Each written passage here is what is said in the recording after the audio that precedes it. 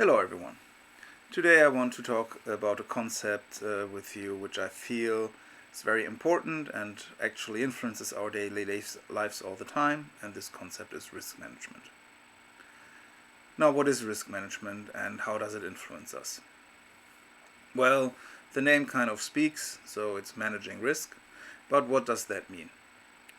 So first of all, we have to understand what a risk is. A risk is something which we are not certain will happen, but which will have some negative consequences if it happens. And so when we do risk management, what we're actually trying to do is we're trying to prepare the best we can so that we don't have problems down the line.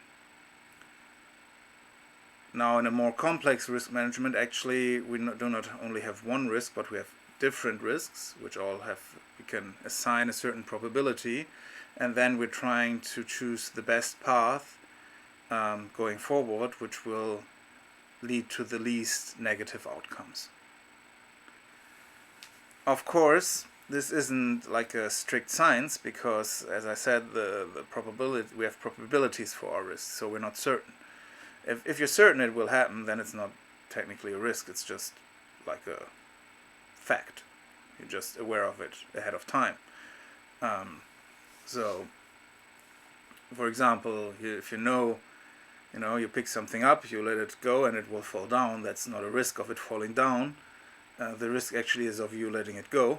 The fact that it falls down is actually a basic fact about our life and about living on a planet, that things tend to fall towards the planet when you let them go.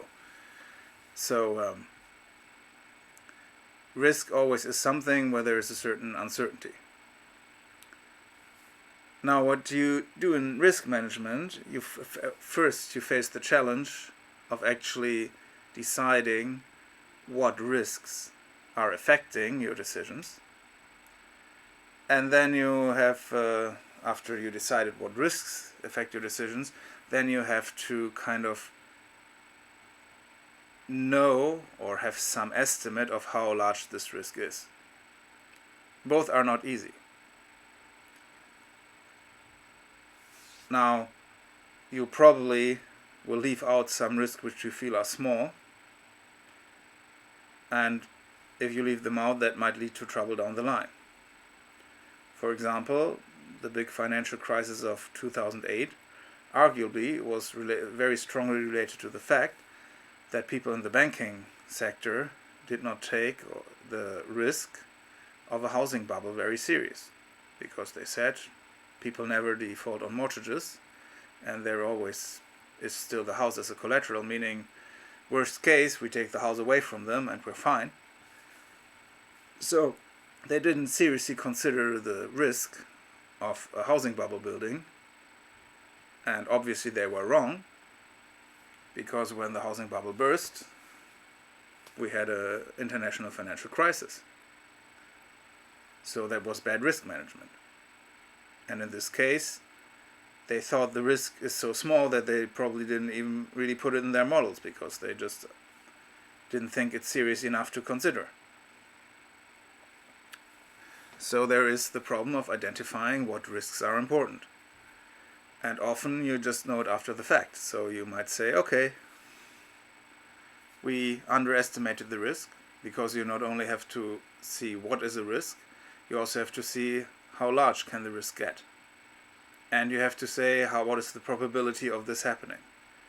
Or you can kind of put this together in like a probability of certain outcomes. Now, how you usually do this is you try to find some general rules and use them to model what might happen. So there's a whole field of people who are actually doing modeling work to try and find those risks or estimate those risks. And it becomes a bit complicated math, because if you have more than one risk that you're looking at, then it actually becomes a multidimensional problem. Some of those risks might also have some feedback in it, and so it becomes very complicated very fast. Now, if you have found risks and you have found some way to qualify them, to know roughly how big they are, then the next step is to make a decision about it. And this, of course, also is a problem. Because you only guess the risks, they're not certain. So you have to see what happens. And it's also a problem because a successful risk management means the things do not happen. For example, we can see this in the corona pandemic. We can see that in the beginning, people did modeling based on the best facts they had and said, okay, there's different things that might happen. There's a worst case scenario in which a certain number of people will die. This worst case scenario basically means nothing is done to avoid it. Now, governments did things to try and avoid it, and you can see that not as many people died as were estimated at first. This was actually what people would hope for, because that's why you do risk management, because you want to avoid a worst case scenario. Actually, those people who did the models, they did not only do worst case scenarios, they did other scenarios. But in the news, we probably look more at the worst case and we think, oh no, this is the worst case, and then we complain, you were wrong. But that's not the point. The point is, you see what is the worst that might happen if we don't do anything, and then you try to do something so it doesn't happen. Of course, over time you might find that there is also some flaws in your models, and if there's more information known, and you improve your models, and then you say, okay, we have an improved model, we have new calculations, better calculations. So it's an ongoing process, because you're trying to more and more understand the risk, so that you can better and better predict, and then you have a better and better base for making a decision. Important to realize is that risk management is different than, for example, science. Again, in the corona pandemic, we can see that a lot of the risk management that is done by government is based on scientific advice. So they try to use a scientific base for their decisions, which is sensible. It's very sensible to do, to ask an expert who kind of has an understanding of the risk, and to have a better risk management. Of course, science is an ongoing process, which I've talked about in a previous video. So your risk management also changes because there's new information coming and you have to make new decisions. Now, in the situation of the corona pandemic, it's not only about the risk which can be scientifically described, which is basically an illness. There's also other risks. There's risks to the economy. There's risks to mental health. There is risks to belief in democracy. There's different risks for different groups. There's a different economic risk for like some independent artist who basically needs to go out and perform in front of people. It's a very different risk than for a supermarket chain who basically sells food which people probably always need. So politicians that make decisions need to take into account many different risks and many partial risks for different groups. And they need to try and find the best solution for everyone. If you do not like their results, well, you probably have a very valid reason to do so. But you have to be careful to identify the correct problem. What I've noticed that there's a lot of people who don't like the political decisions, which are a result of a risk management decision, and then they try to attack the scientists and say the science is wrong, hoping that then the decisions will be different. But this is kind of pointless, because the scientists don't make the decisions. The decisions are made by politicians, and they do not only look at the science. They also look at other things. Then they make a decision. They also don't always keep up to the science as it's going on. And even more, even if you kind of discredit the science, then still, from a risk management point of view, they would say, okay, but the science still gives me a worst case scenario, and that still influences their decision. So if you're unhappy with the result of a risk management process, yeah, you can look at how the people came to that estimate, but you have to realize that as long as there's no serious change in any other risk, and there still is a worst case scenario, this will always be the strongest influencer on the decisions made. And you also need to realize that certain groups, that if different risks are contributed by different groups, just attacking one group probably won't change the overall outcome. Especially since in the case of scientists, they're probably the ones which have the most certainty in their risk estimates compared to most others. So, what do we take from this?